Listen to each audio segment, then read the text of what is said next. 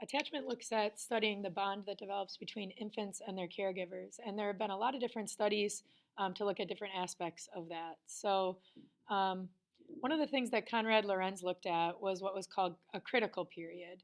And specifically, he was looking for what happens if somebody gives birth and then, for whatever reason, they're maybe separated from their child for any period of time. Maybe it's like medical reasons or something like that.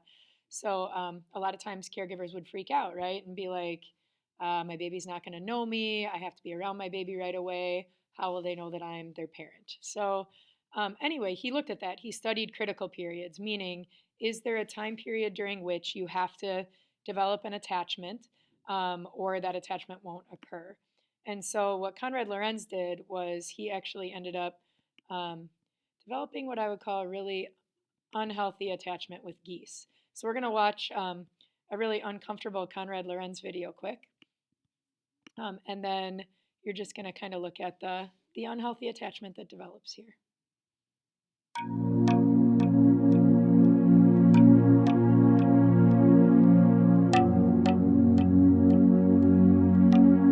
I think adding in this music adds just a little something.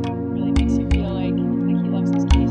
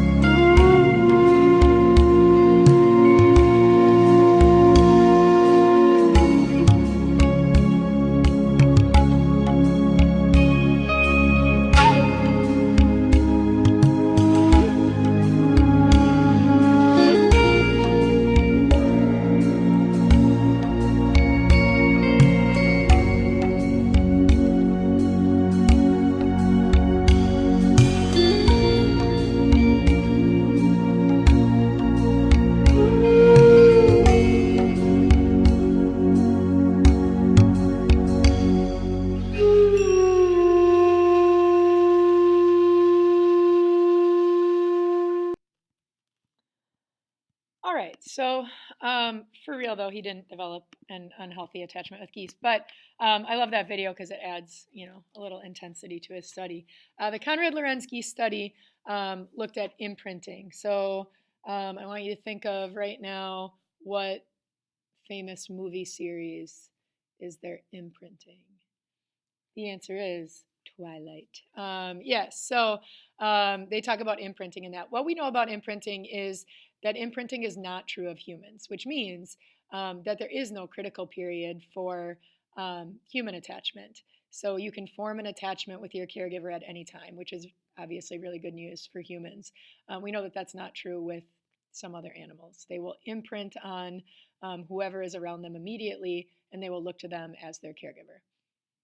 The second study looked at a totally different piece in terms of concerns that humans have, and this is why is there typically an attachment between maybe one parent and not another parent? So if the mother gives birth to a child and then she has like this really strong attachment, a lot of times the fathers or other partners would say, well, she just has a stronger attachment because she feeds him or her, and I'm not in charge of feeding the baby, so I can't form the same attachment. So the Harlows, which is a famous study out of UW-Madison actually, they conducted a monkey study, and they were basically looking at what is the reason why, monkeys, but then obviously they're looking to make that fit humans as well. But what is the reason why they would form Harlow attachments? designs a set of ingenious experiments.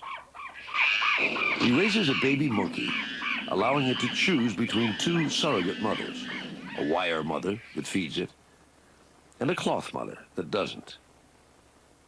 A cloth mother that Harlow thinks might provide something else, comfort and love. Here's baby 106, weaned on a wire mother. He's going to the wire mother. But this infant quickly runs to the cloth mother, where he will stay for the next 18 hours cuddling.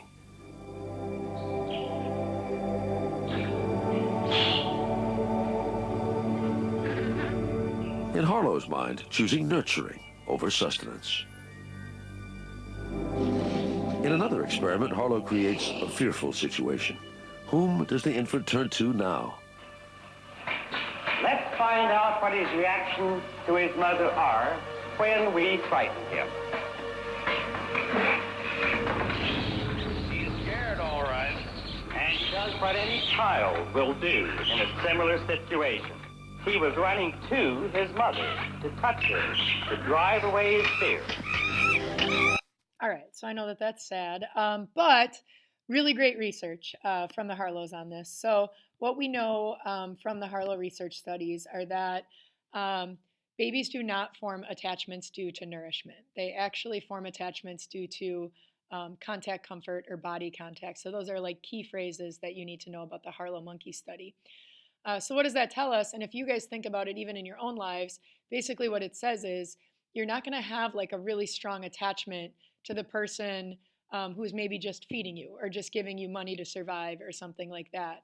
The attachment is actually more of an emotional bond, an emotional attachment. So you can form that with any caregiver, and you can really form it at any time when we combined the Lorenz research and the Harlow research.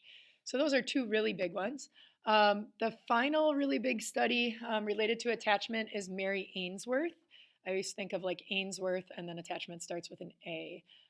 There's just going to be so many people that you have to know with development. So Mary Ainsworth was actually looking at how to test the type or strength of an attachment that a child has to their caregiver. So what she did was she devised something called the strange situation. And in the strange situation, she would basically like bring a child and their mother into a situation where they were in a room. And then at some point she would introduce a stranger. The mother will leave, and then they'll be looking at how does the child interact with the stranger. But what they're actually studying, and this is important in case you ever had to write about it, is what's called the reunion. They're looking at what happens to the baby when the mother returns to the room.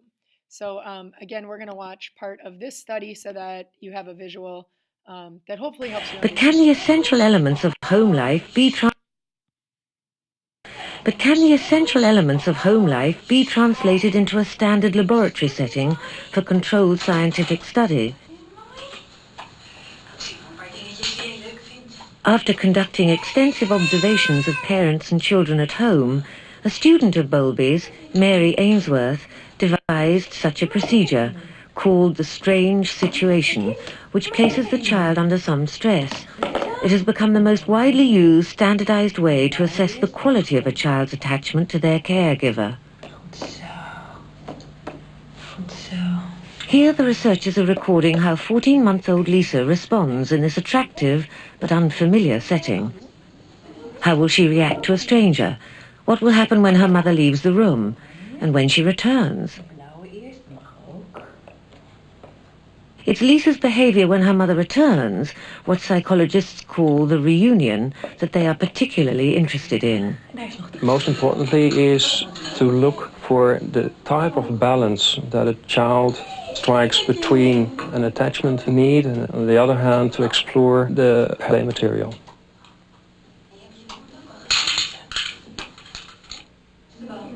Once Lisa has settled down to play, a stranger enters the room and sits in the chair reading a magazine. Lisa, where's the bow? Where's the bow?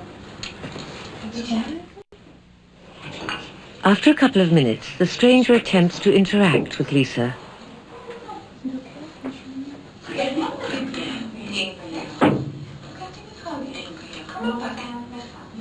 Soon after, Lisbeth gets a cue to leave the room.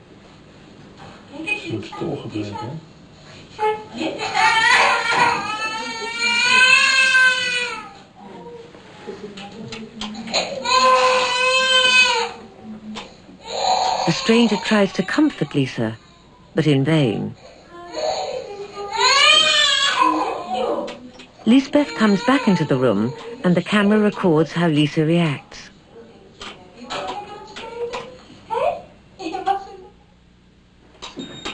Now the first part of the procedure is over, and All right, so they're basically just going to keep repeating that. They're going to look at the first reunion and the second reunion to try to determine what type of attachment style the child has. So from that, they derive sort of like 3 attachment styles. The first one is secure. The other 2 are known as insecure, but they do have specific titles. So with a secure attachment, the infant is like upset when the mom leaves, but then when the mom comes back, they can be pretty quickly and easily calmed down. Okay, what that does is it shows that they are more attached to the parent than to the stranger. The anxious ambivalent attachment is a little bit different. So again, the baby's like upset when the mom leaves, but when the mom returns, the mom isn't able to calm them down. So they're sort of like resistant to that relationship. So again, that would be a type of insecure attachment. And then finally, avoidant. And avoidant is interesting as well because the child might not be overly upset when their mom leaves, and when the mom comes back, they're like sort of not all that concerned about the mom even returning. So again, you're like, well, that kind of sounds cool because my baby can just like exist on their own. But as a parent, that might be difficult because your child is not really showing any sort of attachment to you that's greater than anyone else. So again, Mary Ainsworth, strange situation. You have to know the general idea. You have to understand the reunion, and then secure, anxious, ambivalent, and avoidant.